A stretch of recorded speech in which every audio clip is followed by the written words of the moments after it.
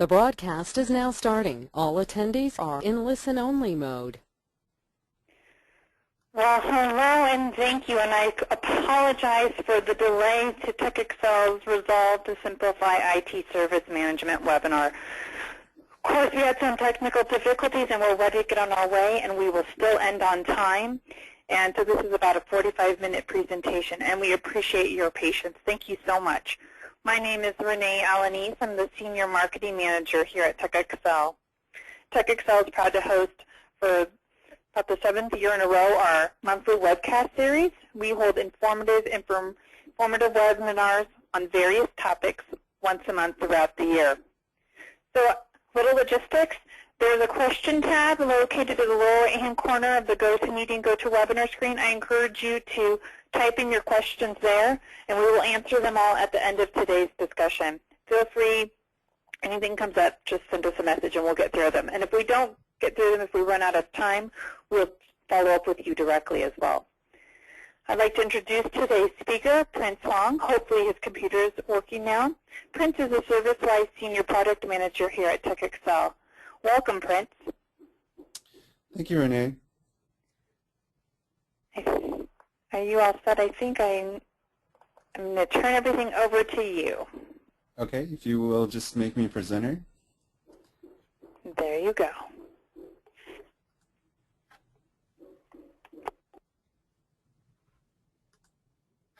Okay. Okay, let's get started. Okay, so welcome everybody. This is our first ServiceWISE webinar for this year, and hopefully we'll be continuing a series of webinars throughout the year to kind of focus on all the different features in more depth throughout the year. But today we're really going to talk about ServiceWISE as a solution to helping you simplify your IT and service management. So we'll be covering a lot of basics. And if you have any questions at the end, please feel free to ask us. Okay, so a little background history about TechExcel. We were founded in 1995. ServiceWISE was one of the first products that we shipped back in 1999. We are a 100% privately owned company, so that means any enhancements or any bugs we can fix almost instantly, and we won't need to wait for anybody's approval. So we can do everything independently from anyone. And our headquarters are located over here in the Bay Area in California. And we do have offices worldwide. We have support and sales over in Chapel Hill, North Carolina as well, and offices in Richmond, UK, and Tokyo, Japan, as well as a couple offices over in China. So a little bit about ServiceWISE. ServiceWISE's current release is 9.2. We do 2 major releases per year, and then of course a monthly patch for any bug fixing, or sometimes maybe even including some enhancements that you may have. So our current release is 9.2, and we're getting ready to release 9.3 at the end of February, and we plan on doing another webinar on the new features in 9.3 as well. So ServiceWISE is used by companies of all sizes, and of course in a wide variety of industries as well. So one of our largest customers use ServiceWISE for 3,000 support agents and have approximately 75,000 employees worldwide. So ServiceWISE is a very scalable system, and it's scalable, and we also think about performance at the same time. So it is a very unique system that can be scaled down for smaller teams as well as for very large teams. One aspect of ServiceWISE is that it's really easy to use and maintain, and it's really flexible and customizable. So in a way, this allows companies to pretty much grow organically without needing to worry about implementation costs and resources. So you can configure the system to how you want it to work and expand on it. Another thing about ServiceWISE, it is idle focused. So we do have templates out of the box that support idle processes. So if you're currently today using idle, ServiceWise can meet your needs. Or if you're thinking about going idle, you can implement your own processes and kind of enable the different modules in idle as you go. So I just wanted to point that out for you. And so today with Simplifying IT, we're going to cover a couple main features. Mainly there'll be the self-service portal where employees can go ahead and submit incidents and kind of use the knowledge recommendation to self-service. Basically, they'll be able to also send web conversations over to the team members without needing to email or picking up a phone. It is also a service catalog that allows employees to submit different types of incidents where the incidents are based on smart screens or incident templates that you create for them. So it's easy to use for the employees. Now I did mention that it's a fully customizable workflow, which we'll see in a little bit, and it supports things like mandatory fields and setting up applicable owners throughout the workflow, as well as auto routing. So different types of incidents can be submitted automatically to different team members. And we will cover a little bit about service level agreements, as well as notifications and escalations. And lastly, there is synchronization with Active Directory so that your employee information is synced over automatically in real time. So just real quickly, ServiceWise really services, a variety of industries. So they range from universities, all the way over to retailers. Okay. Now, before we start demoing ServiceWise, kind of give you a background about the architecture and how ServiceWise works. So in ServiceWise, there's two types of projects. We have the ServiceWise base project, which you see kind of at the bottom, which houses the employee information and all sorts of knowledge articles and company assets. So things that are common in general across your business will be stored in the base project. Up on the top, we do have what we call a work project, and a work project really is a project that has its own account types, its own team members, its own workflows, and its own business rules. So essentially what we can do is we can have multiple work projects linked up to the same base project. So in this case we have technical support, which has its own workflow, a human resources project, and maybe possibly a change management project, but different departments can create their own projects and basically link to each other and also link to the base project to share the employees. Now real quickly here is just a quick sample workflow here that I created for a support project. On the left hand side what you see is ServiceWise. So basic workflow where we send a ticket through level 1 support and into level 2, and if they can't resolve it, they may sometimes send it over to development. Over on the right hand side is a development project, so we can actually use another product for this, or we can just create a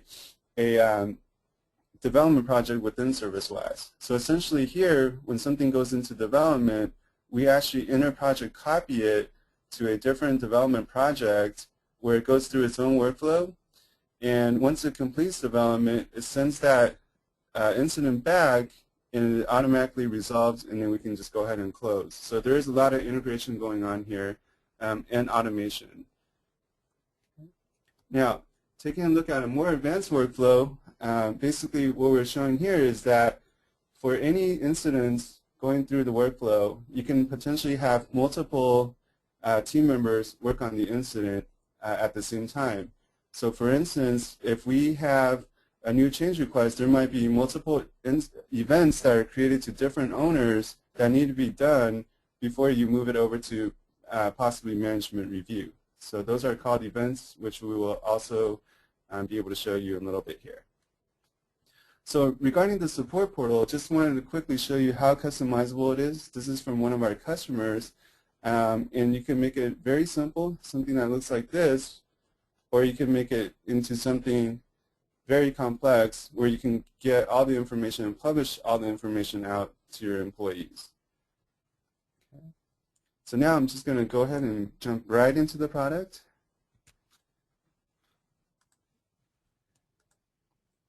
And we're going to go ahead and start off by using the help desk, the service desk here. So I'm just going to log in as a sample user. And ServiceWise basically is available in multiple languages. So if you do have teams worldwide, we do have multiple language support. And it also integrates directly with AD so that you don't have to log in here. Employees that log into their machines can, if they go to this URL, can automatically log in.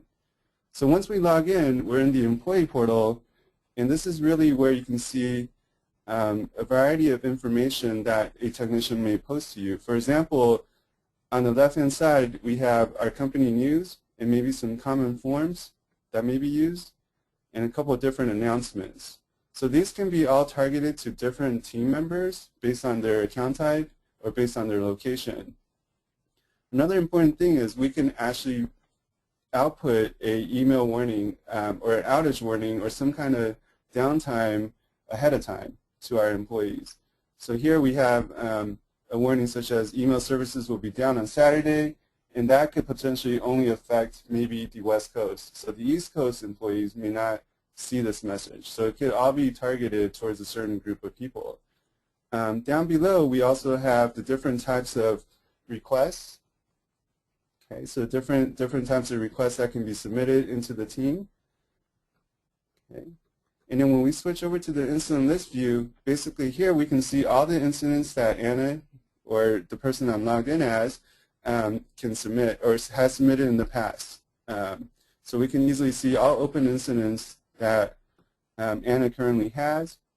And then we can also check out incidents that were submitted in the past and were closed. So in a way we can actually go back and maybe if we submitted a ticket today regarding email or something, we can potentially look back at past incidents to see how it was resolved. Okay. Now, in the Employee Info tab, basically you can configure your own employee information, and you can also change the look and feel of your entire portal. So this is personalized for you, and then as well as being able to search on existing knowledge articles that may help you with your issue. So over here we can categorize the different knowledge articles into different folders. Right here the employee really doesn't have any access to be able to change anything. The knowledge articles are all published out by the team members, by the technicians. So we're going to go ahead and take a quick look at Submit New here. So the Submit New really uses different forms and different what we call incident templates. So for example, a new hire request may look very different than submitting an incident or a trouble ticket. So I'm going to go ahead and click on that. And what we see here is fields that are indicated in red are basically mandatory, so you have to fill those out. We do have a little spell checker on the side, and we're able to do attachments as well. So here I'm just going to go ahead and submit a new ticket. Maybe we say something like need help configuring Outlook with Zimbra. All right, and then we're able to select a category, and the category and category detail fields are actually related. And what I mean by that is if I select category here, for example, if it's a email issue, then the category details should all be based on the email issue. So if I switch over to database issue, I may see a different set of details that I need to fill out. So this is what we call parent-child relationship. Down here we can, of course, indicate the priority, and then we can put down a title. Okay. Now, of course, if we do have AssetWise turned on, we can actually indicate which asset we want to submit this incident against. And then lastly, we can go ahead and do any attachments or screenshots of our problem. Now, I do have knowledge auto search enabled, so we're able to search the knowledge base before we submit this ticket. So when I hit submit, and I'm going to continue with no asset selected, it should search for knowledge base and then return back to us articles that might be related. Okay. So we can easily just pull up the article just by clicking on the link, and we can give it a rating. Okay. So here we also have the ability to talk with the team. So we can submit a web conversation. So I can write something like, hi, I need help with this. And then kind of just submit it over to the team. Okay. Now back to the submit new, let's kind of take a look quickly at another incident template, for example. So for example, we have the hardware request, and it's a completely different form, and you kind of see information already being filled out. So we can set up incident templates to have information automatically populated for employees to use to submit an incident. So here, pretty much all the information is filled out, and all we really need to do is just go ahead and submit. So less work for the employee. Just go ahead and submit your issue based on one of the templates. Okay, so now we're going to go ahead and jump into the portal here. This is the team member portal. Okay, so in the team member portal, we again do have a dashboard. It's very similar to the employee portal, except we can put in many more different reports in here. So we do have our calendar, we do have announcements, and we do have a couple of reports that I selected to put on my dashboard. So the dashboard is widget based. So that means we can drag and drop the widgets around to however we like, whatever we feel most comfortable with. And over here on the incident view, what we're really seeing here is just a list of all the incidents that I'm possibly working on, or in this case, incidents that are owned by all members of the team. So this is privilege based. So for example, right now I'm actually the director of support, and I'm able to see everybody's incidents. But to work on a daily basis, you probably want to just filter down to maybe just yourself. Okay. Now, other filters we have on here are status filters. So every status that's possible in the workflow is listed here, and you can kind of group all the open statuses together or form your own custom groups. So for example, if I want to see all tickets that are currently owned by Terry Johnson and maybe in level 1 support, I can go ahead and just do that. Okay, we can also filter incidents by different employees or search against employees or incidents submitted by a specific employee. We can also create search queries to be used at a later time as well. So if I click on advanced search here, all the fields we created against the incident, all the incident properties are listed out here. Okay, so any custom fields that you create, you can use to search against. Now we do have, in ServiceWise now, 9.2, we do have the ability to set up unlimited fields. So we can go ahead and just say, for example, I want to be able to quickly find all the urgent issues that may be for applications. So I'm going to go ahead and submit that, or I'm going to save as, and basically I can save this query for me to use, or I can save it for everybody in the team to use. So I can just say urgent tickets, urgent application tickets. And I'm just going to make it available to the public for everybody on my team to see. And if I close this, we should be able to see that query right there that we can use at any time. And these queries that you create are actually applicable for any different view. So for example, if I went to the report view, I wouldn't need to create the same query again. I can just go ahead and select it, and my reports will filter based on that query. So I'm going to switch back to no query and kind of just reset everything to all members.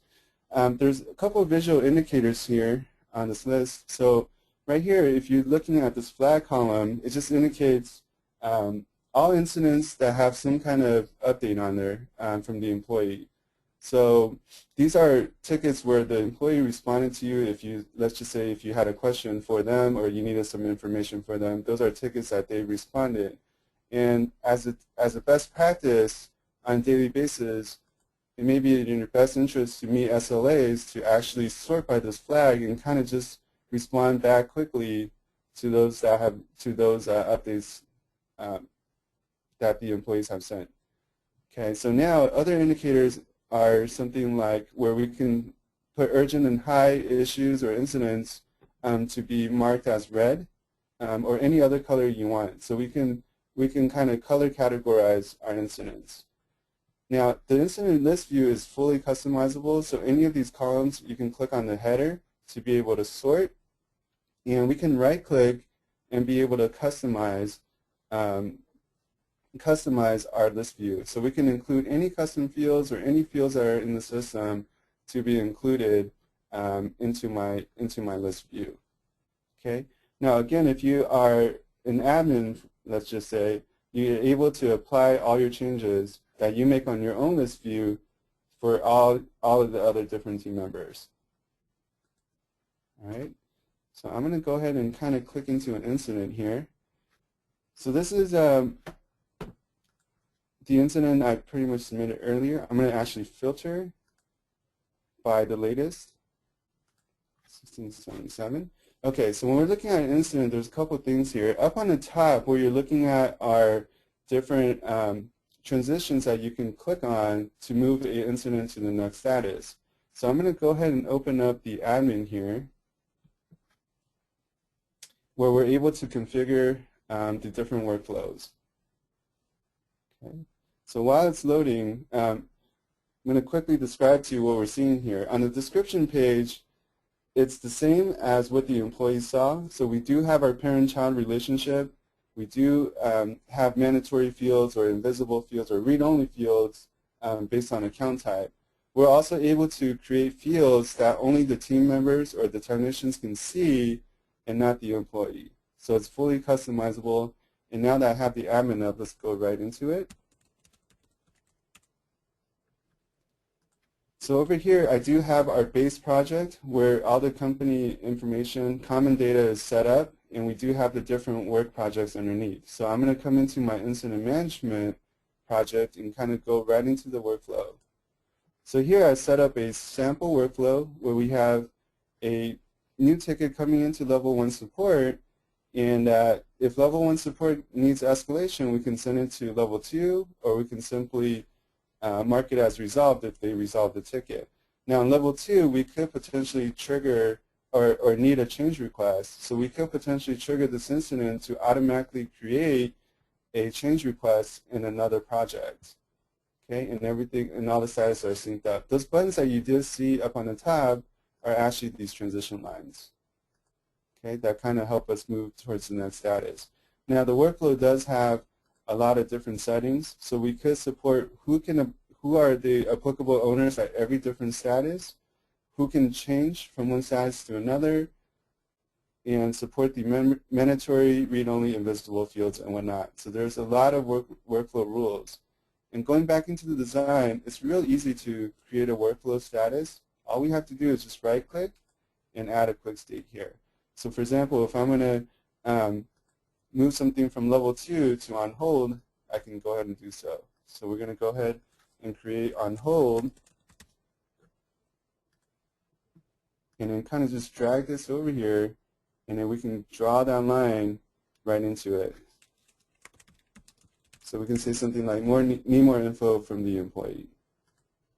All right, and that's pretty much it. So create your own workflow within a matter of seconds, and then everything is in real time, so all I need to do is really just refresh the web. So there's no downtime. You don't have to stop the system. Just point and click in the admin, and then just reload your web. Okay, coming back in here now, we're going to just quickly check out the status page. The status page indicates to us the current status of the incident and a lot of system information like when it was created, date assigned, etc. So here we can go ahead and put in a work description. So all the work that you've been doing for this particular incident, it would be nice to track them in the work description field such that when you forward this ticket out to somebody else, they'll be able to see the work you've done. Or if, let's just say you're on vacation, anybody can come into this incident and be able to see the work you've done. So I'm going to just quickly put in a work description.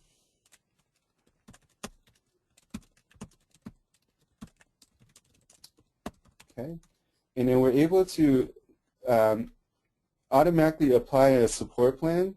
And if you look down here, if we do have SLAs enabled, it does indicate to us for an urgent issue, which is automatically applied because we selected this to be urgent, and indicator on the response time, the required response time. So for this particular SLA, we need to actually respond within 2 hours, and we're also needing to resolve this urgent ticket in about 4 hours.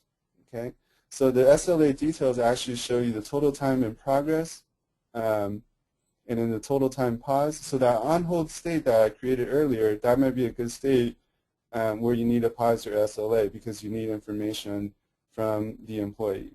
And then how much time is remaining before you miss the SLA.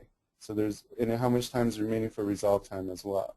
So this kind of helps you visually keep track of whether or not you're within SLA. Now we could manually put in the response time and we could manually put in the resolve time, but the system can automatically do that for you as well. So after I have put in my work description, maybe it's time to reply back to the employee. Hey, we are working on this. Something. So it automatically clears my flag, that flag that was in my list view, and it also automatically fills up the SLA response time. So now that I've responded to the ticket, I'm within my SLA.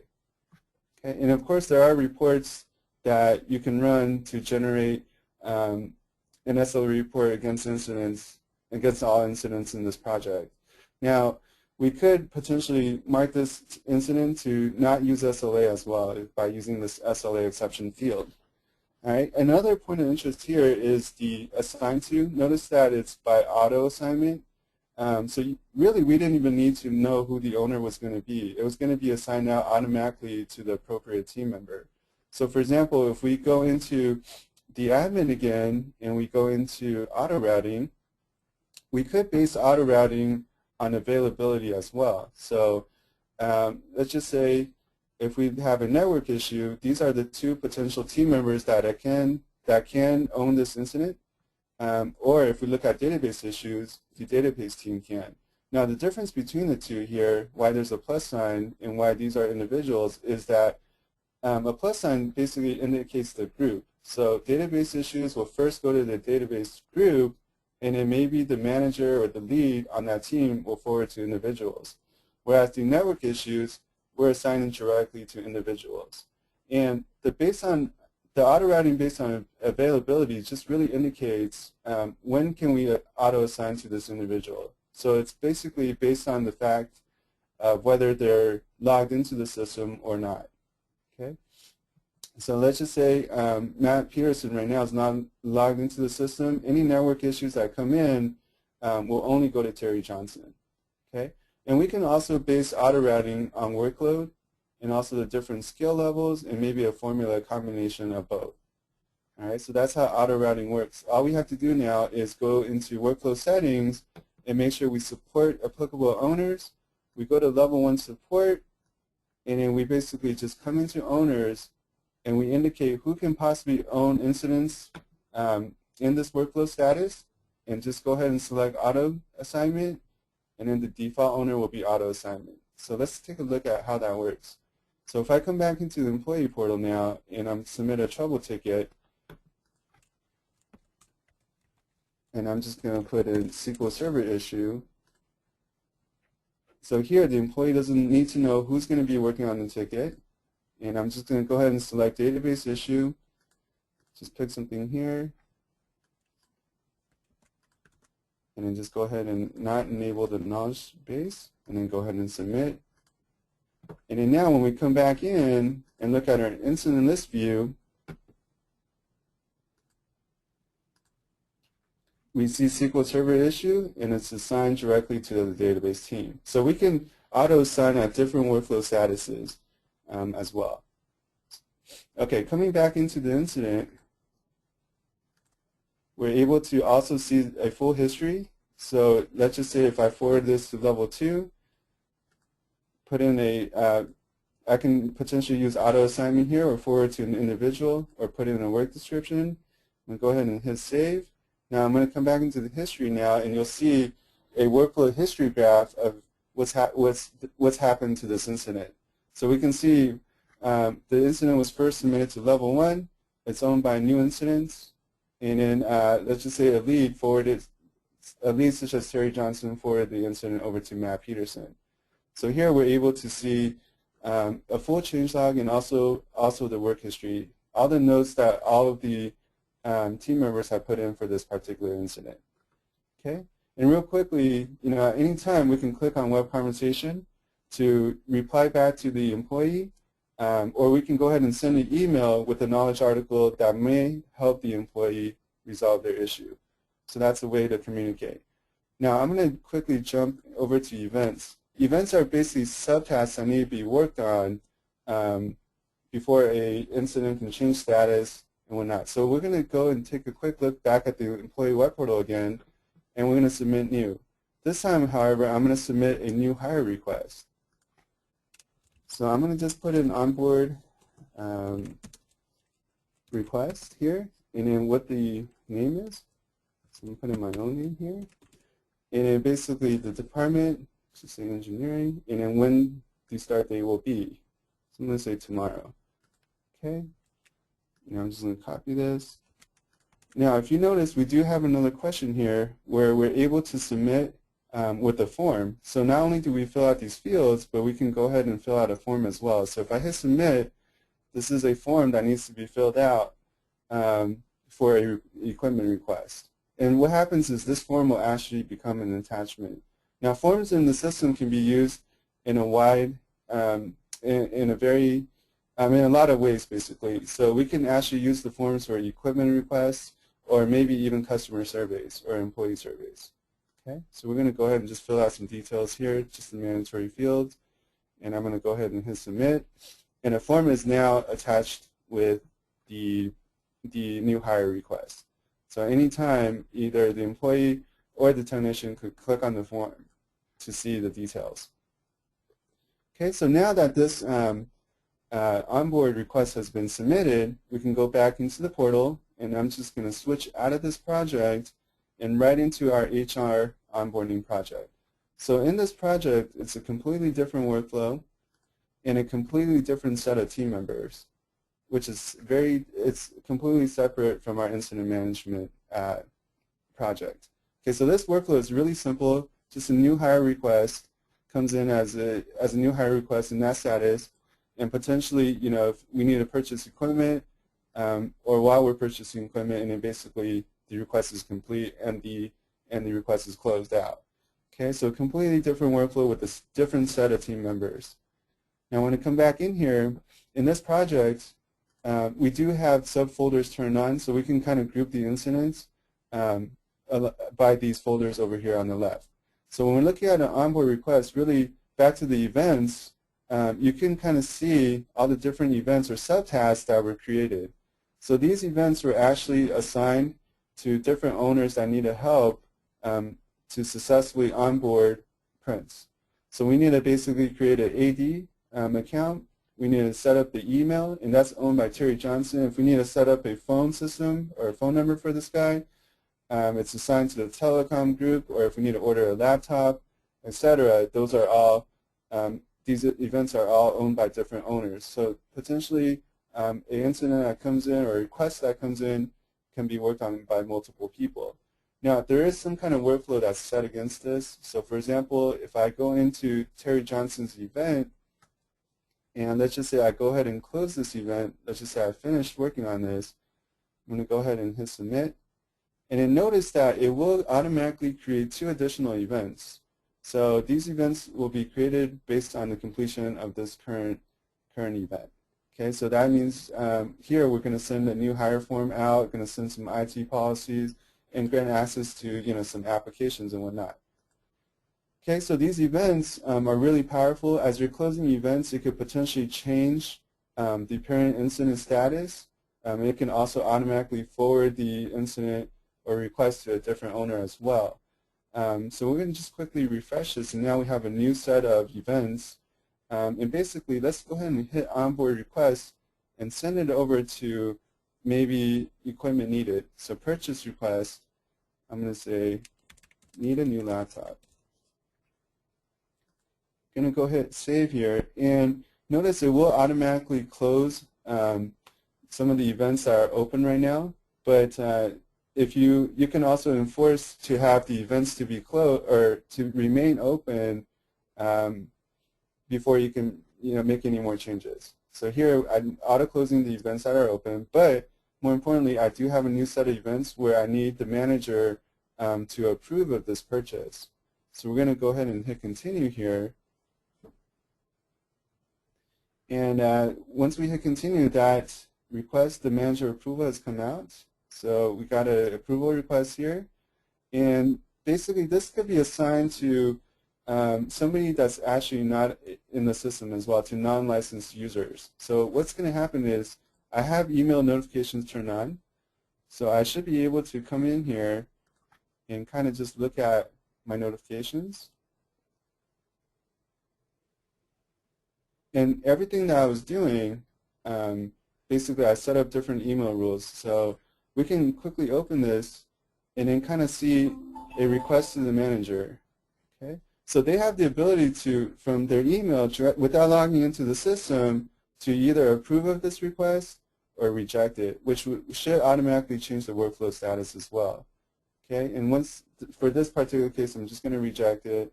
And basically, if we do a refresh here, we should see the status rejected. And this could potentially change the parent incident to a different status. So this is really how the events work. It's really powerful. You can do things concurrently, and you can automatically trigger certain things to happen. So that's pretty much the events. We're going to hop back to incident management now and kind of complete the process here. So going back to my configuring Outlook with Zimbra, we can actually go ahead and request a change.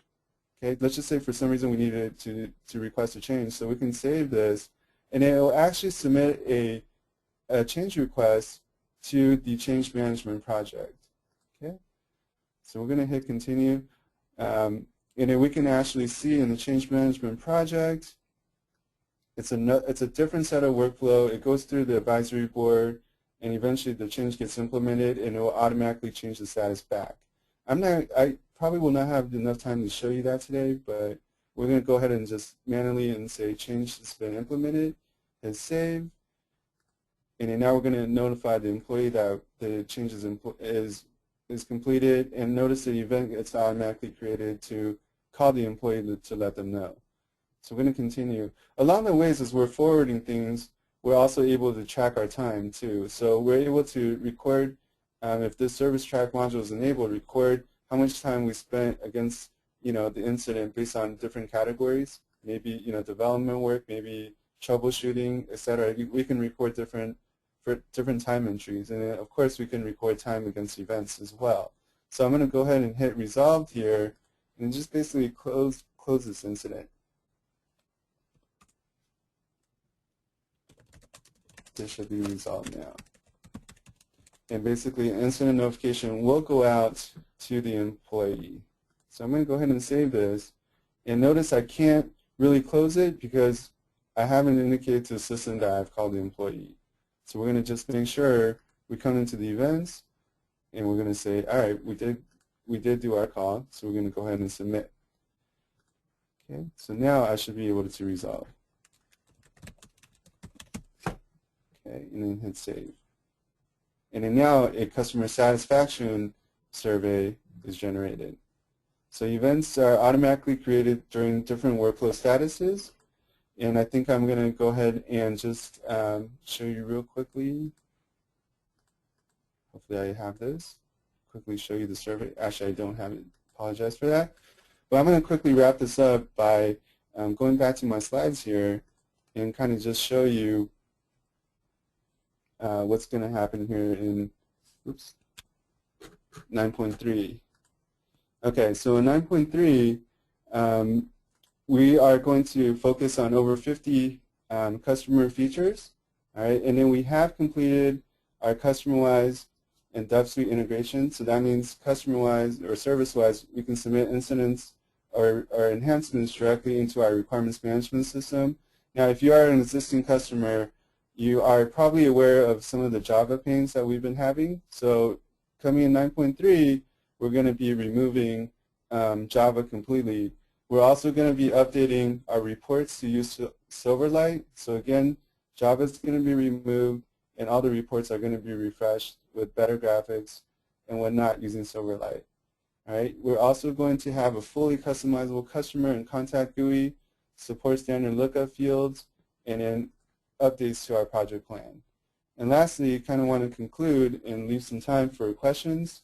If you will, please follow us on Twitter at TechExcel and ServiceWise PM.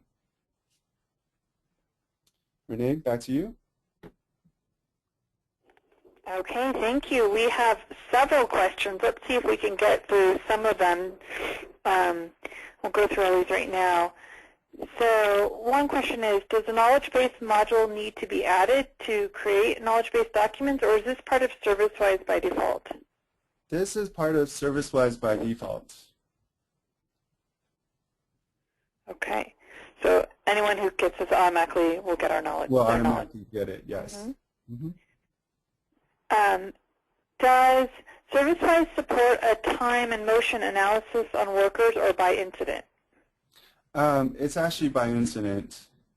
So we do have productivity reports, and unfortunately I wasn't able to show you any of the reports, but it is by incidents. Okay, sorry, there's so many coming in right now. Okay, no problem. Is level 2 part of the same workflow or its own? Level 2 is its own. It's part of the same workflow, but you can actually customize it to however you like. So if you wanted to expand on level 2, you can just simply go into the admin and draw additional statuses and kind of break level 2 out into those statuses. Okay, so this is going back to earlier regarding the folders you had on the left-hand side where you had indicated that there was an update. Is that an update from a web conversation or an update from the ticket? So it's both actually. So the flags, actually, if you look at the icon a little bit closer, there should be a flag. The flag is actually from the web conversation, and there's a little asterisk sign, and that will indicate updates from the incident. Okay. Is the asset inventory related asset a CMDB? Yes. So asset, I wasn't able to show you, and hopefully in a future webinar we can show you how asset management works in ServiceWise, but it is related to CMDB, and we do have integration with auto asset discovery as well. So we potentially integrate with OCS and Microsoft SCCM and et cetera to be able to scan for all assets on the network, hardware and software, and be able to associate those with employees. Where is the setup settings? Where in the setup settings do you define the impact and urgency criteria? Okay, so for that question, I can kind of just show real briefly. I'm going to show my screen again. Okay. All right, and that's a really good question. So basically, inside a project, we can go into incident management here, and we can go to incident view, and kind of just go into the field design. Actually, I'm sorry, the GUI design, and we go into the system pages, and then we can kind of go ahead and fill out, create different fields by different field types, and then we can also add values to this. So here, for that field, that particular field, I've set up urgent, high, medium, low, but at any point I can add another one. Okay, this is critical easily into the system. Okay, so it's as simple as adding that value and then just reloading the web. Okay. So we'll just do a couple more. There are a lot, and so if your question doesn't get answered, Prince will follow up with you directly and answer your questions. But one of them is, how do you color code incidents in the incident view? Oh, okay. To color code incidents, it's all in the admin, so it's under this incident view. But we should be able to come into, I believe, let me see. Let's put it this way. It should be under incident view somewhere. Unfortunately, I can email reply back to that particular question. Okay, Prince will send out some tips to everyone. Yeah. There are some people asking for a PowerPoint. So everyone today will receive this presentation is being recorded, and everyone today will receive a link to the recording, which will have the PowerPoint as well for you to follow up. So that will look for that in the next couple of days. And, sorry, there's so many coming in. Let's see. Okay. Can multiple events be spawned in a workflow? Yeah, absolutely. So if you recall, basically... But you can't transition them to the next stage until all the events are closed? Absolutely. So that's advanced event workflow. But to answer that first question, if we go into HR onboarding, when we created this request, actually multiple incidents or events were created at the same time. We couldn't enforce for these events to be closed before the incident changes statuses. Okay. Really quick, there's also, this presentation seems geared toward employee portal. Today, the majority of our incidents are reported via phone. Was there an agent portal to use? Yeah, absolutely. So there is a integration with the phone. It's our CTI integration. So we could integrate with any phone system. And what's going to happen is when phone calls come in, you'll be able to, it'll automatically pull up that employee information and then also any related incidents against that employee. Real quickly too, in the team portal, we're also able to create incidents as well, or events manually through the team portal without going through the web portal. So let's just say if you don't have the CTI integration, you can of course, automatically create or inside the team portal be able to create the same request. Okay. We do want to end it now, and I apologize for all these great questions. We will follow up with everybody very shortly. So thank you, Prince, but thank you to our audience for attending and for staying through our technical problems. We appreciate that, and thank you for all your great questions. We will follow up with your questions, and we will send out a link to today's recording. Thank you so much. Okay, thanks everybody.